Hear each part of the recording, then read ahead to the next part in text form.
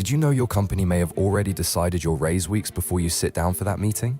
Here is how it works. Sometime in March, your manager drops a casual comment. Something like, it's been a tough year for budgets, or everyone is getting modest increments this time.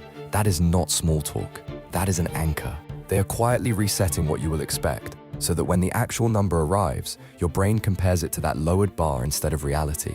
And here is the part that stings.